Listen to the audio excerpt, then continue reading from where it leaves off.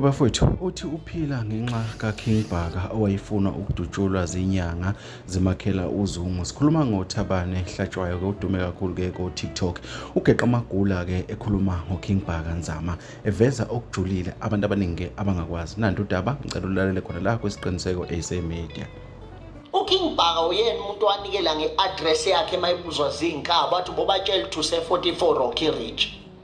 Njalo inkama zingifonela zingibuza bengivele ngisho 44 Rocky Ridge.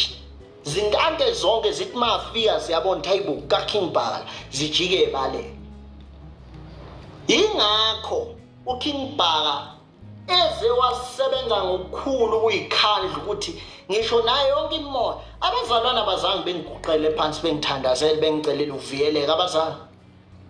Nezinye inyanga azange engene egodlweni. uKing Bhaka kuphela umuntu wakhuluma igaba lokuthi mina ngizongena esigodlweni ngiyisebenza indaba lomfana ukuthi lo mfana angaphinda athinto. Ngoba uyena kuphela umuntu owazama ukumela iqiniso futhi usalimele namanje. Mangake ngizonda umfowabo Nzama ngiyobe ngiyaganga. Ngangekutshela ngiyobe ngiyaganga. Mangengazonda umfowabo Nzama intshela nonke nje ni South Africa ukuthi konke ukubulawa kwami mina bengikwazi khona la ngakhuluma khona ngaze ngavalelisa ngibona ukuthi hayi namhlanje kusho ukuthi ngizodutshulwa namhlanje impela ngizodutshulwa ngashintsha ukwenza ngajikela abanye abelaphi ngaphuma kanje nangempela ngasinda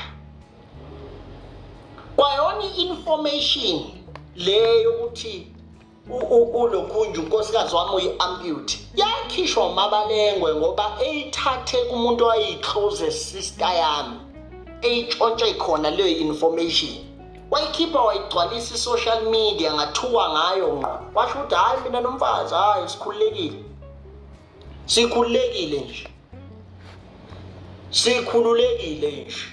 yabo akekho umuntu oyezoba naleyo nhlambo bangangakaze ngize ngimposte because angikwazi umsebenzi wami ukuthi very difficult kodwa umuntu owayikhipha leyo information uMabalengwe mina ngizange ngimdelele ngalokuma kwakhe inkumbeka angizange phela uMabalengwe uyi-disgrace ayikho indoda engajabulela ukuthi nomkhabombozi ipipi libelincane njengocikila icani ayikho kodwa uyena uyakujabulela kodwa ngangengikwazi ukuthi ngimdelele ngesici sakhe kwamlungile nabanika abantu information ngonkosikazi wami kodwa mina ngangengikwazi ukumdelela ngesici sakhe by the way naye ufola under ama-disabled people but angekwazi ukumtshela lokho live njengoba asho nongizwe emchuno wathi lo muntu umbethe ngathi ugqoka icondom angeke kodwa ngiqhubeke ku-right now uyabona mina bafowethu ukukhuluma iqiniso ayikho neyodwa inyanga engiyisabayo eSouth Africa ayikho